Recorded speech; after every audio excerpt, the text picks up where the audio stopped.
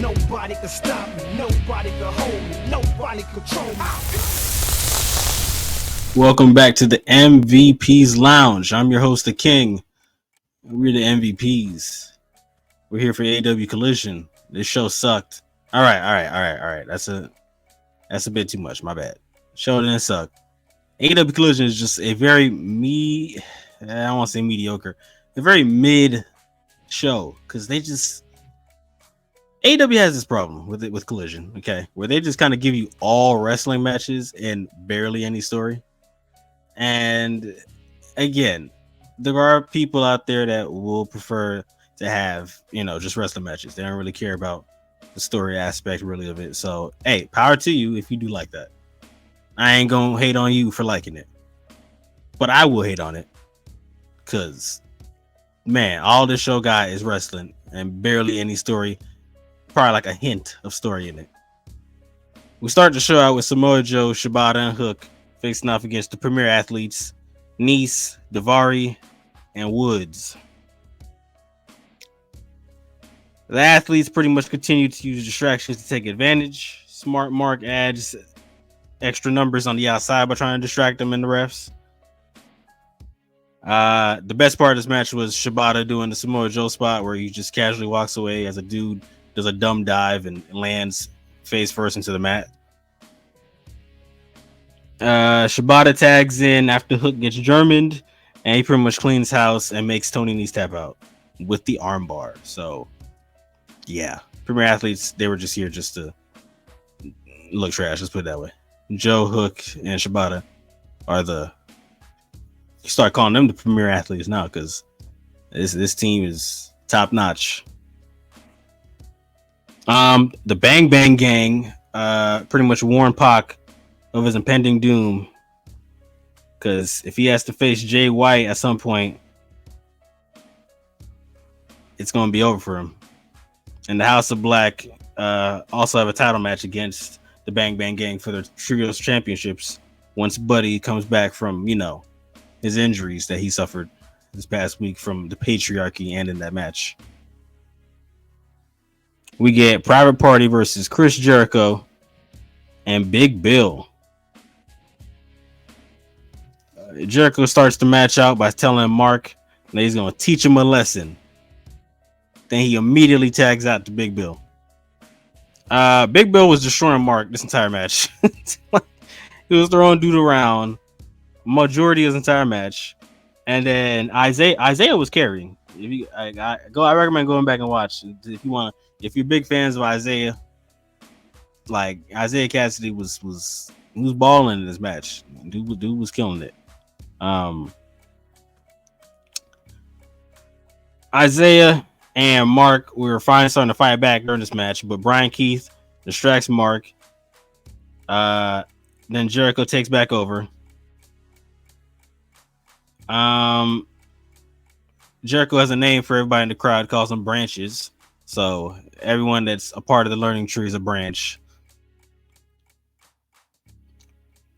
Let's see. Private Party try to beat Jericho, but he still kicks out after they hit him with a swanton and a 450 splash back to back. Isaiah Cassidy had resiliency turned up to 1,000 because dude was kicking out of everything. So was Jericho. But when they finally hit Gin and Juice, they added a little different variation to it. They added a code breaker to it. Jericho still kicks out because after young talent, apparently.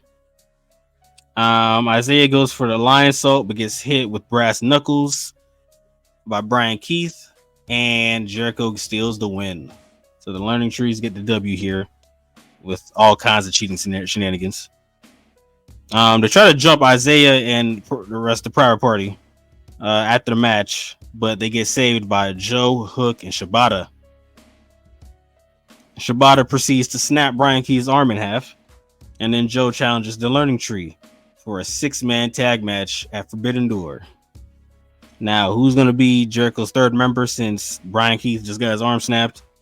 I'm not sure, but I'm here for Hook eventually getting his belt back, and I'm actually going to be interested in seeing this 6-man tag match. All right, so we get one of the nastiest matches on this show. We get Okada versus Ultimo Guerrero for his I forgot what belt Okada got. He got that gimmick that uh Eddie Kingston had, that combined belt thingy. I don't know what the hell it's called, bro. Just too many mid card belts in the show. But he was facing Okada for his mid card belt. I ain't care about this match, not even a little bit. If you go back and listen to this match, Ultimo Dragon, like, go back and listen to this. I'm telling you, to go back. Go back and listen to this match. Ultimo Dragon sounds like he's out of breath. This a whole match. Sounds like he's barely able to breathe. This dude got it, bruh. I don't know what Tony Khan is doing, but he gotta stop. Stop putting these dudes on TV, bruh. Especially ones that is like on their last legs of life, like, bruh. The crowd sound practically half empty. You can hear everything. And Okada wins by taking his mask off halfway, then hitting him with a rainmaker, and then his mask flew off, and then Okada retains. So shouts out to Okada, I guess. Dante Martin speaks on having a chance to win the TNT title in the ladder match, and how his last ladder match, he pretty much broke his leg in, and he's going to go into this match looking to fight his fears and his demons, so to speak. Leo Rush pulls up, says, hey, after last week where he pulled up and helped them out, says hopefully they're good, and when they go into this match, they're going to be fighting with all they have, because this will be for the TNT title. Dante Martin is also shirtless in this promo, by the way. I don't know why. Everybody else is wearing a shirt, but this nigga is shirtless. So, yeah, that has to be addressed. I don't know what the hell they're doing back there, but they got to fix that. Patriarchy against, I don't know these niggas' names. Is it Tip the Sauce or Iron Savages? I don't know. But they against some three large dudes who just cut terrible promos. Yeah, one of the main dudes in the middle cut a very dumb, vague promo that I have no clue what the hell he said. And then Christian pulls up with the rest of the Patriarchy, and Christian turns away as Nick Wayne and Killswitch go to the ring. He goes to commentary because he has that much faith in his team that they can do a 2v3. And they pretty much handled it by themselves. Killswitch and Nick Wayne handle it. Then Christian eventually goes to the ring, tags in, hits the kill switch, and gets his W. So that was honestly, aside from the Shibata spot, that was probably the best thing of the show. The Patriarchy. Like, Christian was out here cutting fire promos about his team, putting them over, saying that they're the next trio champions. And hey, bro, dude pulled up when he was needed, got his tag, and got him out of there. So, Patriarchy on top. We get Toni Storm and Mariah May versus Lady Frost and Layla Hirsch.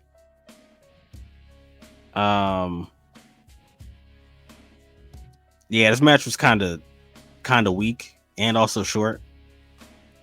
Tony and Mariah pretty much get the W after they both go for double hip attacks. They're just building up Storm and Mariah for the matches at the Owen Hart tournament and Tony's match for Mina Shirakawa. So that was that pretty much. I mean, not much to say. It didn't really pop the ratings or pop anybody. Serena Deeb said she's on the up. I don't know what that means, but she weak, and we're going on to more important things. Let's see. House of Black washed some jobbers. Yeah. And said that they're out for revenge. Let's see what else we got. We got Hechiseto, and he's going up against Daddy Magic. Yeah, you just know how this is gonna end. Daddy Magic is still hurt, and like, it really don't matter. like, bro, like, this dude gets washed, okay, by Hechiseto. like gets completely washed. Hedger Soto wins via submission. Hedger Soto is probably like the best thing. I said it before. He's the best thing coming out of the CMLL. Yeah, that guy's good. But yeah, no one cares about Daddy Magic. I would say the second best thing. So if I have to rate the best things that happened on the show, I would say the patriarchy is the first. The third thing would be the Shibata spot.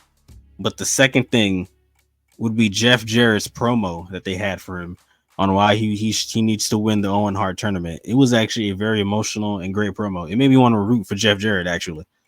So I fully recommend going back and watching that. Yeah, it was a great promo video that they had set up for him.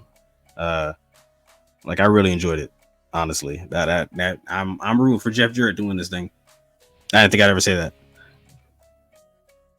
And now we get to the controversial main event. Will Ospreay versus Brian Cage for the International Championship, while Daniel Garcia is watching from the back. Sometimes I forget how good Brian Cage is because dude barely gets booked on TV, and when he finally gets his singles matches going, like you just reminded of his greatness that he had in Lucha Underground. The biggest moments in this match where the Os Cutter counter with Brian Cage's dropkick, Cage kicking out of the hidden blade the first time, and then Cage's top rope spinning power slam that he did to Ospreay. But pretty much Cage catches a Hurricanrana from the top. Then Poison Rana, then Os Cutter, and then he still kicks out. And then he gets hit with the hidden blade, and Ospreay retains his belt. Now, here's my thing about this matchup, okay? And this is what's going to lead into my next video about Ospreay being overrated. They've shown this dude in so many matches so far that it's now starting to show Ospreay's blueprint. Some people will say, hey, Cena has 5 moves of doom, or Hogan has 3 moves, or this person has that. Let's see, my main problem here with Ospreay isn't about his moves. It's about his matches specifically, on what happens. This dude no sells half his matches, then no sells big moves that are not even important at this point anymore. Then goes for his hidden blade, and that's it. Like it's getting to a point now where his matches are getting repetitive, and his selling in the matches aren't even happening. This has become an actual problem. I looked online too. This ain't just me. I thought y'all probably thinking, hey bro, this dude's just hating on Ospreay. No, it ain't just me. Listen, I looked on Twitter. All right, I was trying to look for the people that at least love this match, and I didn't find them. I saw many dudes, many people in the comment sections saying, hey yo, Ospreay just no selling and doing the same thing over and over again in every match, and that's kind of the problem. You got dudes spamming his matches, and now we found the blueprint. We see what this dude is like.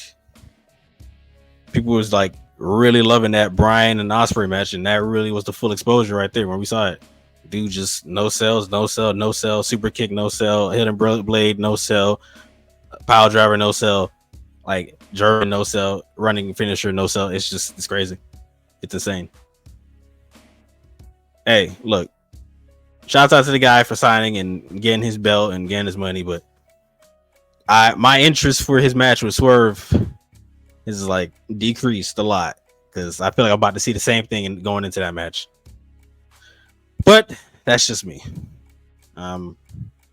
Maybe y'all feel different. Y'all let me know in the comment section. No, seriously, like let me know. Like some of y'all just be clicking again. Y'all just be clicking on the videos. Say something, bro.